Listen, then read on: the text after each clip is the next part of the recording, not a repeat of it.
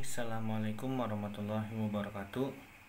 Hari ini kita akan membahas suatu contoh soal yang sudah ada pembahasannya pada buku paket fisika halaman 432 tentang bab kalor dan termodinamika. Ya, contoh soal ini, tentukan kalor yang diperlukan untuk mengubah 200 gram es yang bersuhu minus 10 derajat Celcius agar seluruhnya menjadi uap air. Jadi dari es yang bersuhu minus 10 derajat itu anggaplah es batu gitu ya, yang seluruhnya menjadi uap air. Artinya kalau menjadi uap air itu udah menjadi embun di atas. Yang kita tahu di sini 200 gram doang sama minus 10 derajat Celcius. Tetapi dijelaskan juga di sini ada kalor jenis esnya 0,5 kalori per gram derajat Celcius. Lalu ada kalor lebur es, jadi dari es menuju air itu 80 kalori per gram. Lalu ada kalor jenis air itu 1 kalori per gram derajat Celcius, dan kalor lebur uap adalah 540 kalori per gram. Itu ya. Nah, kita mulai. Proses yang dialami oleh es sampai menjadi uap air ditunjukkan oleh grafik berikut.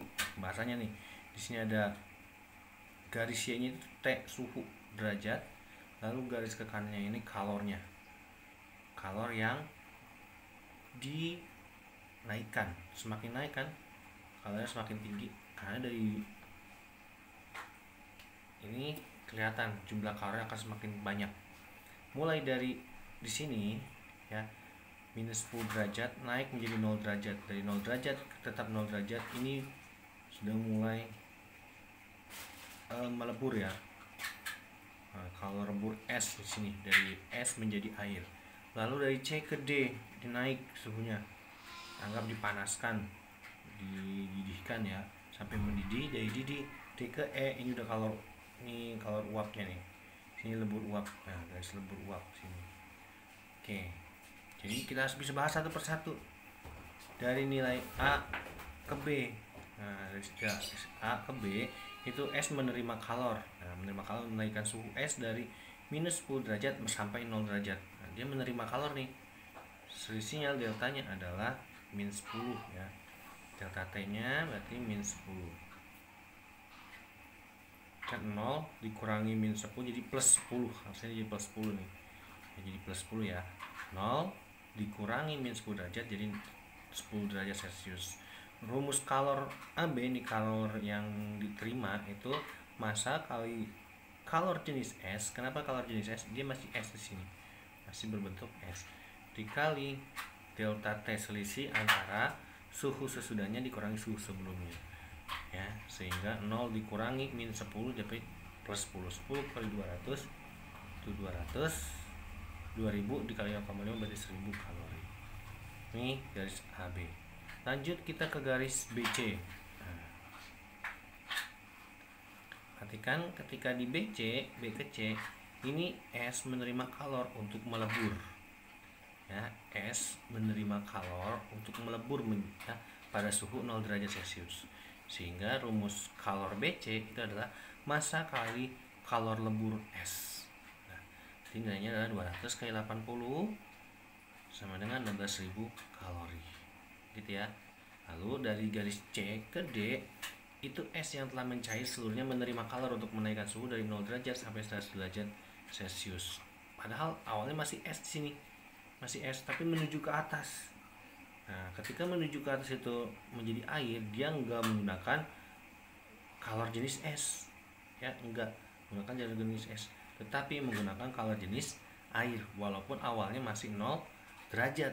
Jadi pakai kalor jenis air, sehingga kalor jenis CD itu adalah massa kali kalor jenis air kali delta T, berarti selisih 100 derajat dikurangi 0 derajat.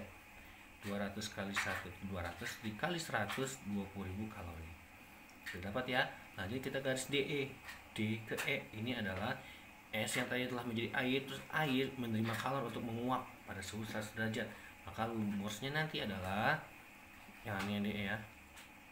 Nah, yang DE itu rumusnya adalah kalor DE itu sama dengan kalor DE sama dengan massa kali lebur uap. Nah, massanya 200 dikali lebur uapnya adalah 540. Ada di sininya ya pemberitahuannya.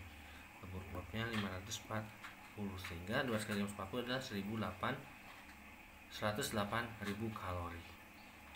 Yang kita hitung adalah sesuai minta ditanyakan kalori yang diperlukan, kalor total. Nah, total kalori yang diperlukan adalah kita total tadi ada KAB, kalor AB, kalor BC, kalor CD, dan kalor DE. Seperti itu ya.